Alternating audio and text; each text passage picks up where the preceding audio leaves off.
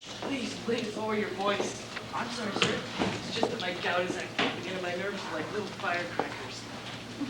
With this little friction can set them off. It must be very painful, sir. Combing my hair this morning was agony. Mr. Kusinov, What is it, Lajotkin? there's a woman that insists on seeing you. We can't make head or tail of her story, but she insists on seeing you directly managers.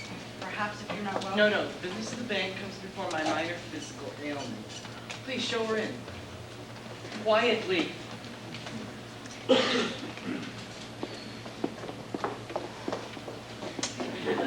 morning, madam. Forgive me for not standing, but I'm somewhat incapacitated. Please sit down. Now, what can I do for you? Oh, you can help me, sir. I pray to God you can help. No one else in this world seems to care. Calm yourself, madam. I beg of you, please calm yourself. I'm sorry. I'm sure we can sort it all out if we approach the problem sensibly and quietly. Now, what exactly is the trouble? Well, sir, it's my husband, Collegiate Assessor Shukin. He's been sick for 5 months. 5 agonizing months. I know the horrors of illness and can sympathize with you. What's the nature of his illness? Oh, it's a nervous disorder. Everything grates on his nerves. If you so much as touch him, he'll scream out. Ah! How or why he got this illness, nobody knows. I have an inkling. Let's go on a little less descriptively, if possible. Well, while the poor man was lying in bed... You're not going to scream again, are you? Not that I don't have cause. Well, while he was lying in bed these 5 months recuperating, he was dismissed from his job for no reason at all.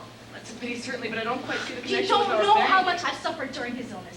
I nursed him from morning till night, doctored him from night until morning, besides taking care of my children and cleaning my house, feeding our dog, our cat, our goat, my sister's bird who was sick. The bird was sick? No, my sister. She gets these dizzy spells, and she's been dizzy a month now. She gets dizzier every day. Extraordinary, I however... have to take care of her children and clean her house and her goat and her cat. Oh, and then her bird bit one of my children, so my cat bit her bird. And then my oldest daughter, the one with the broken arm, John, my sister's cat. And now my sister wants my goat in exchange, or else she said she'll either drown my cat or break my oldest daughter's other arm. Yes, well, you certainly have your pack of troubles then, haven't you? But I don't quite... And then, when I went to go pick up my husband's pay, they deducted 24 rubles and 36 kopecks.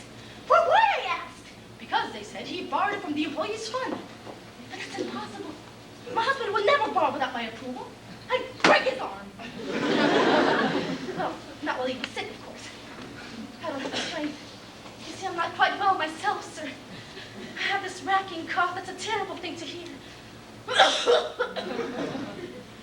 I can well understand why her husband took 5 months to recuperate, but what is it you want from me, madam? What rightfully belongs to my husband.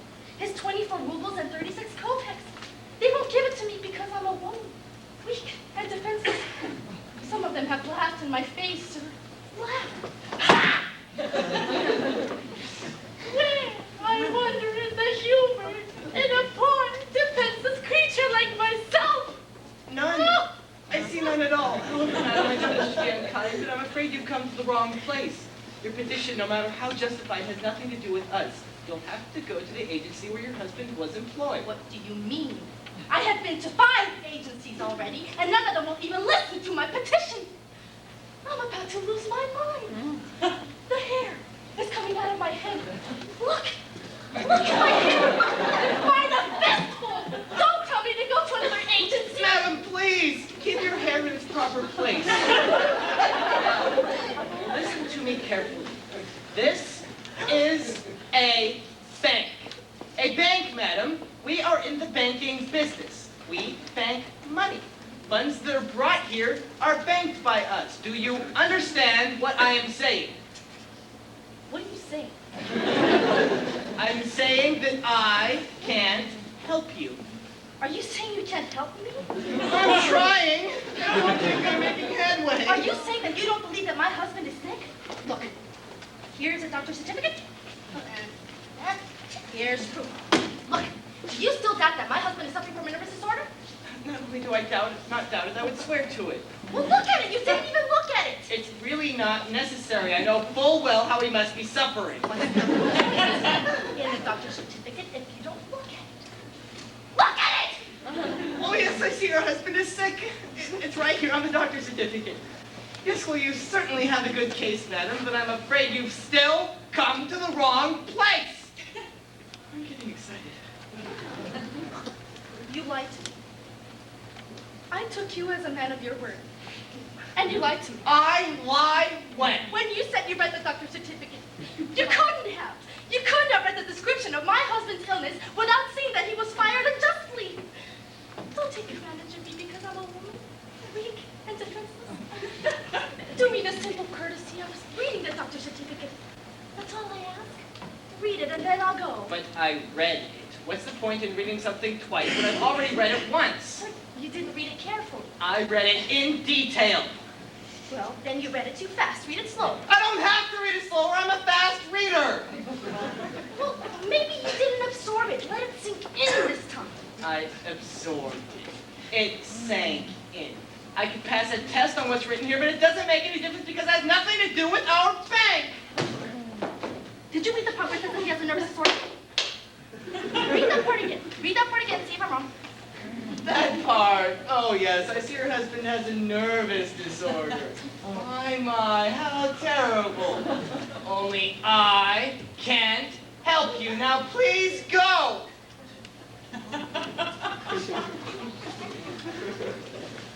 Well, I'm sorry, Your Excellency. I hope I haven't caused you any pain. No, please. Can't you fit this into your bowling head? You come in here with this kind of a claim. It's as stupid as trying to get a haircut in a butcher shop.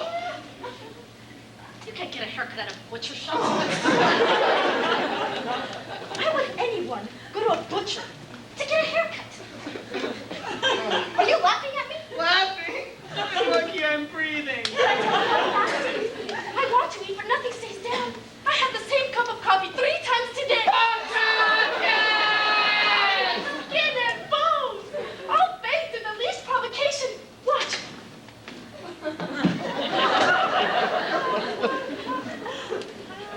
Did you see? 8 times a day that happened. What is it, Mr. Kisanoff? What's wrong? Get her out of here. Who let her in my office? Well, you did, sir. I asked, you said show her in. I thought you meant a human being. Oh, he didn't even look at it. I gave it to him, and he threw it back in my face. You look like a kind man. Oh, no. You read the doctor's certificate. You read it and see if my husband is sick or not. I already read it, madam, twice. Me too. I read it twice, too. You just showed it to me outside. You showed it to everyone. We all read it, even the doorman. Well, you just looked at it. You didn't read it. Don't argue, Pachotkin. Read it. For God's sake, read it so we can get her out. Oh, yes. It says your husband is sick. Now, will you please leave, madam? I have to get someone to remove you. Yes, good. Get the doorman into the car to remove her, but be careful. She's strong as an ox. If you touch me, I'll scream so loud that hear it all over the city. You'll lose your depositors. No one will want to come to a bank where they weak defenseless women. I think I'm going to faint again. Weak? Defenseless? Madam, you are as weak as a charging rhinoceros. As defenseless as the king of the jungle. You are a plague, madam, a plague that wipes out all that crosses your path. You're a raging river that washes out bridges and stately homes. You're a wind that blows entire villages over mountains. It's women like you who drive men like me to the conditions of husbands like yours. Better put Shotgun, strike her. I give her permission to knock her down. Take some sense into her. You hear how I'm abused? He would have you had an orphaned mother. Did you hear my cough? Listen to this cough. We can take this in my office. Get your hands off of me! Help! They're beating me! Oh God, they're beating me! I'm just holding your arm. Beat her, you fool! Kick her while you've got the chain!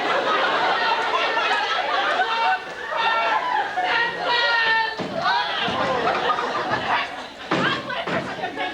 I'll put a curse on you and your depositors. May all the money in your vaults turn to potatoes and all your gold in your cellars to onions. May all your rubles turn to radishes and all your kopecks to pickles. Stop! Please, for God's sake! Shotgun, give her the money. Give her anything, only get her out! 24 rubles and 36 kopecks. That's all that's due to me. That's all I want. Not a penny more. Come with me, madam. I'll get you your money. Oh, and 1 more ruble to get me home. I'd walk, but I have very weak ankles. until I can only get her out. God bless you, sir. You're a good man. I remember